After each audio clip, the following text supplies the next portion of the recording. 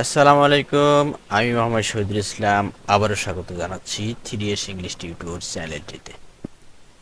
আজকের ক্লাসে আলোচনা করব যে বিষয়ের ইংরেজি দ্বিতীয় পত্রের সবচেয়ে গুরুত্বপূর্ণ একটি বিষয় সেন্টেন্স নিয়ে।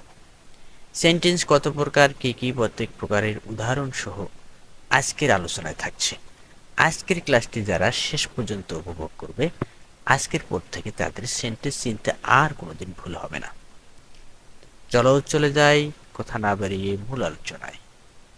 অর্থের দিক থেকে সেন্টেন্স 5 প্রকার: assertive, interrogative, imperative, objective, exclamatory. Assertive, interrogative, imperative, objective, exclamatory. আমরা জানবো অ্যাসার্টিভ সেন্টেন্স কাকে বলে।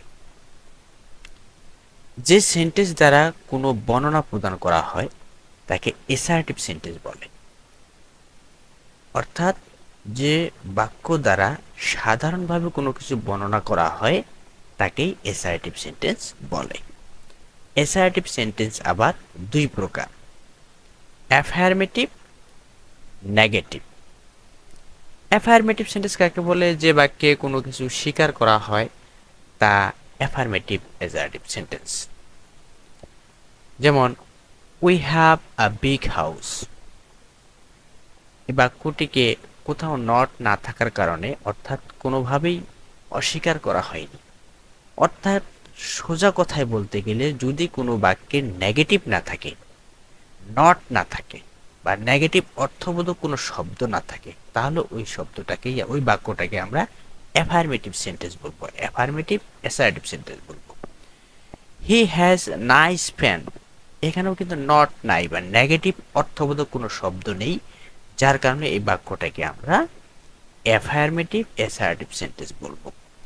অপরদিকে যে বাক্যে কোনো কিছু অস্বীকার করা হয় তা হলো নেগেটিভ অ্যাসার্টিভ সেন্টেন্স। যেমন I do not go to school. এই বাক্যে অস্বীকার করা হয়েছে, অর্থাৎ এ বাক্যে নট রয়েছে।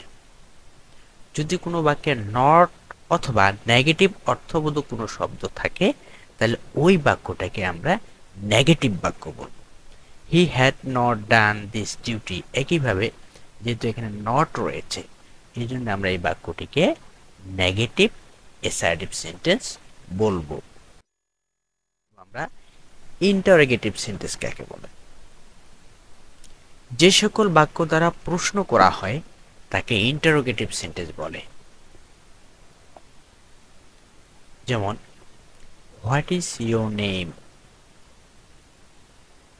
এই বাক্য দ্বারা প্রশ্ন করা হয়েছে, যার কারণে এই বাক্যটিকে ইন্টারোগেটিভ সেন্টেন্স বলবো। আর ইউ রহিম, এটাও প্রশ্ন বাক্য, যার কারণে এই বাক্যটিকে আমরা ইন্টারোগেটিভ সেন্টেন্স বলবো। এবার আসবো ইম্পারেটিভ সেন্টেন্স কাকে বলে।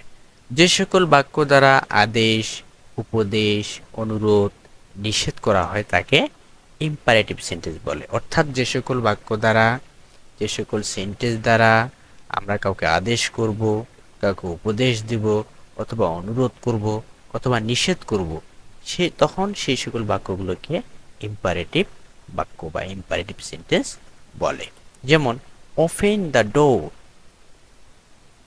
দরজাটি খোলো। এই বাক্যটি হলো imperative sentence. Help me please, আমি এই বাক্য দ্বারা অনুরোধ করেছি, এই জন্য এই বাক্যটিকে ইম্পারেটিভ সেন্টেন্স বলে। ডোন্ট গো দেয়ার, আমি একটা নিষেধ করলাম কাউকে, এই জন্য এই বাক্যটিকেও ইম্পারেটিভ সেন্টেন্স বলে। এবার যাব অবজেক্টিভ সেন্টেন্স। যে সকল বাক্য দ্বারা ইচ্ছা বা প্রার্থনা প্রকাশ করা হয় তাকে অবজেক্টিভ সেন্টেন্স বলে। অর্থাৎ আমরা কোনো বাক্যের মাধ্যমে ইচ্ছা প্রকাশ করব বা প্রার্থনা প্রকাশ করব, তখন তাকে অবজেক্টিভ সেন্টেন্স বলব। যেমন মে ইউ লিভ লং। এই বাক্য দ্বারা আমরা আরেকজনকে দোয়া করলাম, তুমি দীর্ঘজীবী হও। মে আল্লাহ ব্লেস ইউ, আমি আরেকজনকে দোয়া করলাম, প্রার্থনা করলাম আল্লাহ তোমার উপর রহমত করুন। এই জন্য এই বাক্য দুটি অপটেটিভ সেন্টেন্স। এবার আসবো আমরা এক্সক্লামেটরি সেন্টেন্স, যে সকল বাক্য দ্বারা হঠাৎ আনন্দ বা দুঃখ প্রকাশ করা হয় তখন তাকে এক্সক্লামেটরি সেন্টেন্স বলে। অর্থাৎ আমরা যখন হঠাৎ করে কোনো বাক্যের মাধ্যমে আনন্দ প্রকাশ করব বা দুঃখ প্রকাশ করব তখন ওই বাক্যটিকে এক্সক্লামেটরি সেন্টেন্স বলা হবে। যেমন, what a beautiful girl you are. হঠাৎ করে আমি আনন্দ প্রকাশ করলাম, এই জন্য বাক্যটিকে এক্সক্লামেটরি সেন্টেন্স বলব। হেলাস আই এম আন্ডার, হায় আমার পুরা কপাল, আমি দুঃখ প্রকাশ করলাম বাক্য দিয়ে, যার কারণে এই বাক্যটিকে আমরা এক্সক্লামেটরি সেন্টেন্স বলব। আশা করি বুঝতে পেরেছি। তবে এরপরে অন্য একটি ক্লাসে, অন্য একটি পর্বে সেন্টেন্স এর গঠন প্রণালী সম্পর্কে আলোচনা করা হবে এবং একটি বাক্যকে চিনার যে উপায় আছে, একটি বাক্য এসআরটিভ বাক্যকে কিভাবে চিনবে, ইন্টারোগেটিভ বাক্যকে কিভাবে চিনবে, ইম্পারেটিভ বাক্যকে কিভাবে চিনবে, অপটেটিভ বাক্যকে কিভাবে চিনবে, এক্সক্লামেটরি সেন্টেন্সকে কিভাবে চিনবে, এ বিষয়ে বিস্তারিত আলোচনা করা হবে।